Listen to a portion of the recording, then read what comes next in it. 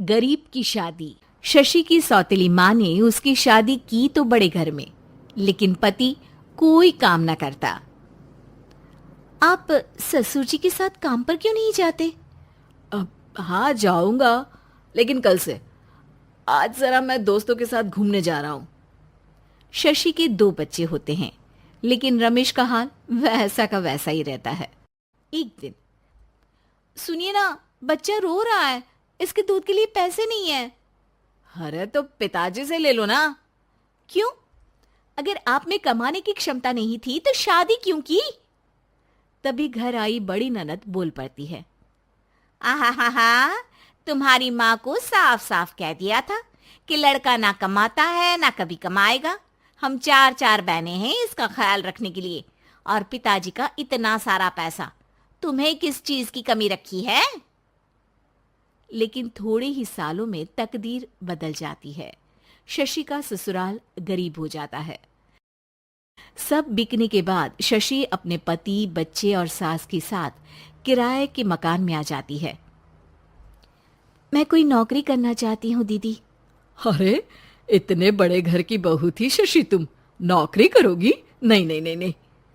नहीं करूंगी तो घर कैसे चलेगा? बच्चों को भी तो पालना है ना। तभी शशि का भाई आ जाता है। शशि, ये ले राशन का सामान, किसी भी तरह की कोई भी जरूरत हो तो बताना। भाई, अब मैं नौकरी करूंगी। देख बहन, वैसे तो मैं तेरे साथ हूं, लेकिन हाँ, मैं ये भी चाहता हूं कि तू अपने पैरों पर खड़ी हो जा। शशि को एक प्ले स्कूल में छोटे बच्चों को संभालने की नौकरी मिल जाती है। एक दिन, शशि, मेरे स्कूल को अब तुम संभाल लो। मैं कुछ दिनों के लिए अपने बेटे के पास जा रही हूं। लेकिन प्ले स्कूल अकेले मैंने कभी नहीं संभाला है। अब ये सब मैं नहीं जानती। इतने महीनों में तूने जो देखा, बस पूरे आत्मविश्वास के साथ उसे करना। शशि नीलम के जाने के बाद पूरे 1 महीने उसका स्कूल अकेले संभालती है, और फिर एक दिन आता है जब वो अपना खुद का स्कूल भी खोल लेती है। वाह शशि, तुमने आज मेरा सर गर्व से ऊंचा कर दिया। तुम्हारा यही आत्मविश्वास तुम्हें बहुत आगे ले जाएगा। नीलम, बहुत आगे जाने की चाह नहीं है, बस ये छोटा सा स्कूल मेरे बच्चों की अच्छी शिक्षा में मेरी मदद करे, यही मैं चाहती हूँ। शशि थोड़े थोड़े पैसों से ही अपना परिवार पाल रही थी। एक दिन उसके घर उसकी बड़ी ननद आती है। अरे भाभी, घर में कूलर तो लगा लेती, मेरी माँ को कैसे पंखे में लिटा रखा है? अरे तो शशि कौन सा एसी लगा कर सो रही है? वो भी तो यहीं रहती है ना मेरे पास। ज्यादा यहाँ आकर मेरी बहू को परेशान न किया करो। हाँ हाँ, मुझे भी शौक नहीं है इस छोटे से घर में आने का। मैं तो बस ये बोलने आई थी कि मेरे बेटे की शादी है तो ननिहाल का जो नेग होता है वो ले आना। हाँ हाँ, जितना बनेगा कर देंगे, और ना हुआ ना तो वो भी नहीं करेंगे। तभी शशि बोल पड़ती है। अरे नहीं नहीं माँ जी, रीटा घर की बेटी है, उसके ससुराल वाले उससे शादी पर पूछेंगे कि मायके से क्या मिला। रीटा, तुम मुझे सामान की लिस्ट भेज देना, मैं पूरी कोशिश करूंगी कि तुम्हारी हर डिमांड को पूरा करे। अच्छा, मैं खाना लगाती हूँ। शशि ये बोलकर किचन में चली जाती है। धीरे धीरे कर शशि किसी न किसी तरह अपनी सारी ननदों की डिमांड भी पूरी करती, बच्चों की ख्वाहिशें भी, और उनकी पढ़ाई के लिए पैसे जोड़ती। एक दिन जब शशि का बेटा 12वीं पास करके आता है। माँ, अब तुझे काम करने की जरूरत नहीं है। मैं अब कोई ना कोई नौकरी करके पढ़ाई भी साथ कर लिया करूंगा। शशि को लगता है कि बेटा और आगे पढ़ाई करे, लेकिन वक्त की मार के कारण वो बेटे को काम के लिए हाँ कर देती है। अब बेटा एक बैंक में चपरासी बन जाता है। लड़का देखने में तो बड़ा अच्छा है, अंग्रेजी भी पटर पटर बोलता है, फिर चपरासी क्यों? लड़का सारी बात मैनेजर को बता देता है। अच्छा, तो मैं तुझे एक मौका देता हूँ। तू यहाँ रहकर दूसरे डिपार्टमेंट का भी काम सीख। अगर तू किसी एक का भी काम अच्छे से सीख गया तो मैं तुझे यहाँ टेबल चेयर में बैठने वाली नौकरी दे दूंगा।